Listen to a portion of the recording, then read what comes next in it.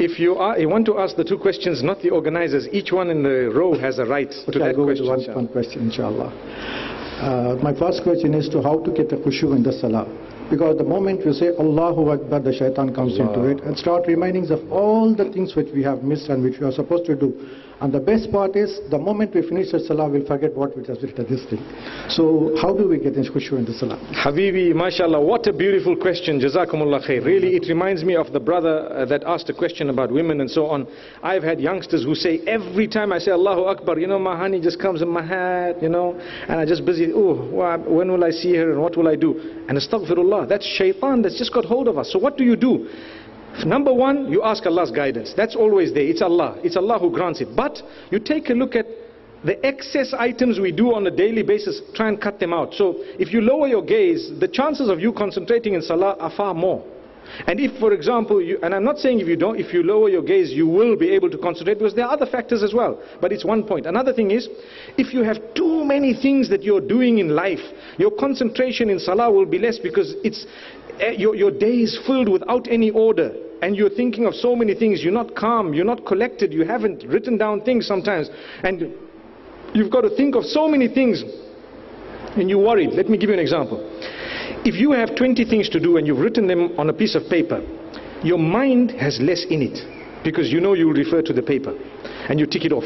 But when you haven't and you're relying on your brain, and this is an honest example, 20 things are there. When you start salah, you're remembering the 20 things I need to do, and then you're starting to say Bismillahir Rahmanir Rahim, Alhamdulillahi Rabbil Alameen, and so on, and I'm busy thinking my 20 things. As soon as I'm finished my salah, these 20 things here, and I start checking what's it. So what have I done? I've increased in my mind, put in something that I could have just put on a piece of paper and held it. A lot of us don't have a piece of paper. We just want to remember things. So there's no barakah in our day. I'm not saying you have to have a piece of paper. Today you have technology. You can, put it onto your phone. You can delegate it. It's like a man who has a business, and his business has grown, and he wants to be the head of every department. His business will come crashing.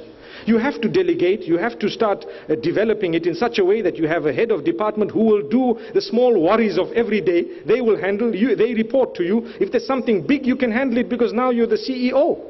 But the problem with us is we want to handle every aspect of everything. Then when we get to salah, no concentration. So number one, to call out to Allah, to ask Allah to remove a lot of the excess thoughts and excess baggage that perhaps we have.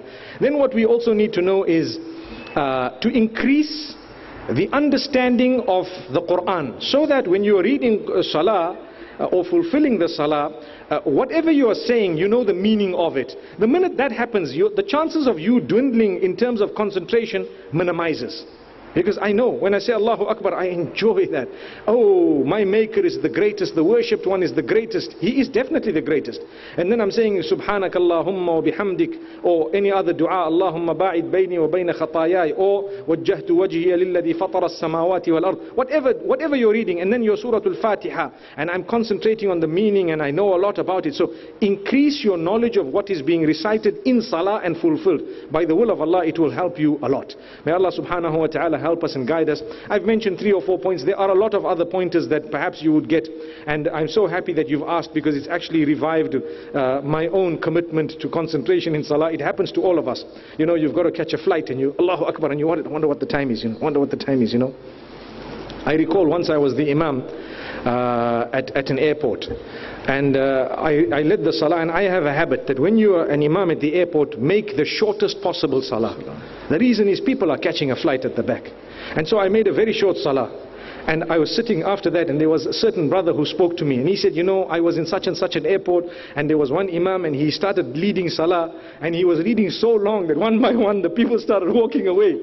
Because what happened is, I have a flight to catch. This guy's reading a long surah, he just looks at his clock and he's gone. Astaghfirullah. So you need to know, even when there is an imam, and all those who may be imams, think very carefully. It's better to have a shorter salah with concentration than to go on and on and on. I remember the first time when I was in Medina Munawwara, and we had Salatul Kusuf, the salah of the eclipse, and the imam was reading Surah Al-Baqarah, and he started, and he was going on and on, mashallah. And you know what?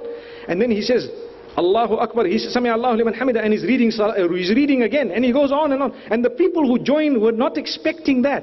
So I remember clearly in front of me there was a man, a boy, a youngster, who picked out his bottle of water, opened it and had a sip, and he put it back. And I'm busy thinking, does this guy know what he did?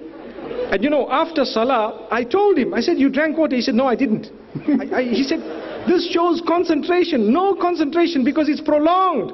And I said, I swear you drank water. Do you have water in your pocket? He said, yes, I do. I said, look at it. He looked at it and it was half. He said, hey, when did I drink the water?